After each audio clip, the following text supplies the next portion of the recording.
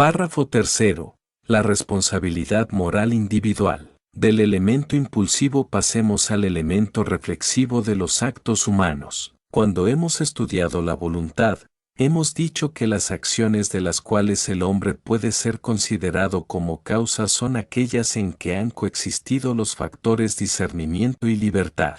Y como hemos visto en el párrafo anterior que el pueblo, el llamado tan despreciativamente bajo pueblo, no ha tenido educadores ni ejemplos de moral, ni se ha educado, no ha tenido discernimiento ni libertad, lo que, filosóficamente juzgado, exime al pueblo de responsabilidad moral, luego no es causa de la sublevación, ni culpable de los hechos forzosos que le impone su agonía secular. Vamos a probar la irresponsabilidad del pueblo. Punto 1. Discernimiento.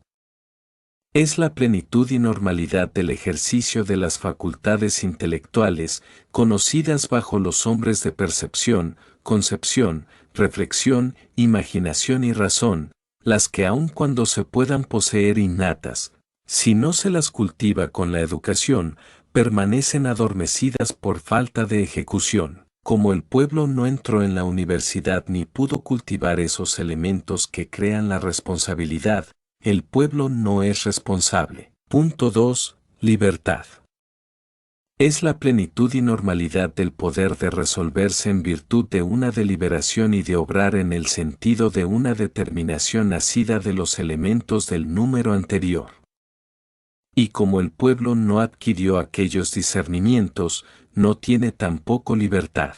Luego el pueblo no educado en la moral, no es responsable de la falta de moral. Ahora bien, cuando una acción ha coexistido con el discernimiento y la libertad de la gente, se le atribuye a éste exclusivamente, en esta inducción consiste la llamada imputabilidad. Y este concepto es relativo de otro. Si el acto imputado es repugnante al sentido moral, se juzga que el agente ha obrado mal, pero si el acto está de acuerdo con el sentido moral, se juzga que el agente ha obrado bien.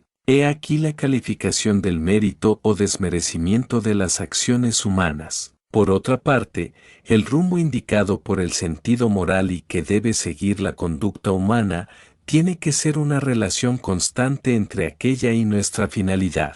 Es por consiguiente un principio y como éste rige los actos del hombre, adquiere el carácter de ley. Existe, pues, una ley moral que se impone por sí misma como motivo suficiente, como imperativo categórico, según la feliz expresión de Kant. Y esta ley es compleja, como quiera que pueda descomponerse en reglas de conducta, cada una de las cuales recibe el grave nombre de deber.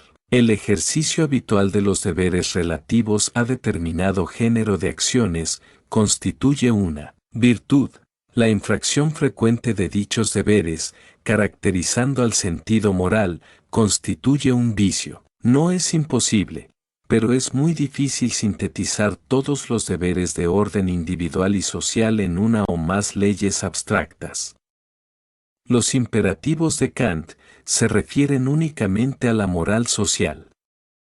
Mas sus conceptos abarcan los principios del derecho romano. Vida honesta, regla de la conducta individual. Quiere para todos lo que para ti, virtud social de la justicia. Eleva a los humildes, virtud social de la benevolencia. Y este del decálogo, que los completa. Ama al prójimo como a ti mismo, virtud social de la piedad. Pero nosotros ponemos estos otros dos, que encierran todos los principios. Conócete a ti mismo, resumen de la sabiduría. Ama a tu hermano, resumen del amor universal, al que no es posible llegar sin conocerse a sí mismo, en sus tres entidades de cuerpo, alma y espíritu, lo que explica solo la doctrina espírita o del espiritismo luz y verdad, que todo lo abarca.